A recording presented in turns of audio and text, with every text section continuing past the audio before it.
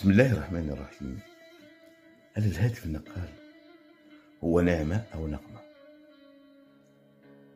خاصة بالنسبة للأطفال. إخواني، قبل أن أخوض في مساوئ وفوائد الهاتف النقال أود أن أضرب لكم بعض الأمثلة.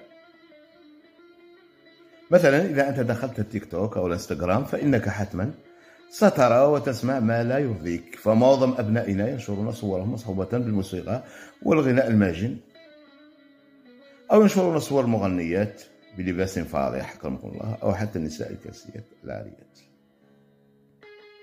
كصبر الآراء في هذا المجال، سألت يوما بعضا من الأولياء على أن أبنائهم وبناتهم يستعملون الهاتف النقال في المجون واللهو بدل أن يستعملونه فيما يفيدهم، أليس عليهم أن يراقبوهم ويمنعوهم؟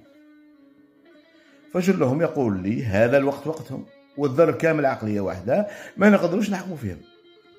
وبعضهم يقولها وبافتخار. هناك مثل آخر حدث معي. نظرا لبعد المسافة بين المنزل والمؤسسة التي أعمل فيها، كنت أذهب يوميا مبكرا معظم الأحيان قبل الأذان الفجر، إما اتخذ سيارة أجرة أو حافلة. طبعا أغلب الركاب يستعملون السماعات لهواتفهم حتى لا يزعجون الركاب، ولكن بعض هذه السماعات تخرج الأصوات وأصحابها لا ينتبهون لذلك، مما يحدث قلق لدى الركاب الذين ينبذون سماع أصوات الصادرة عن الهاتف، وخاصة أثناء وقت الفجر وعند الاختلاط. وللأسف تراهم عوض أن يستمعون للقرآن أو ما ينفعهم، بل العكس تماما، فهم يسمعون الموسيقى والغناء الماجن، أو يتفرجون على الفيديوهات والصور الخليعة. وعند العودة مساء نفس الموال يحدث معي. والله إنك لا تستحي أن تسافر أنت وأحد أقاربك.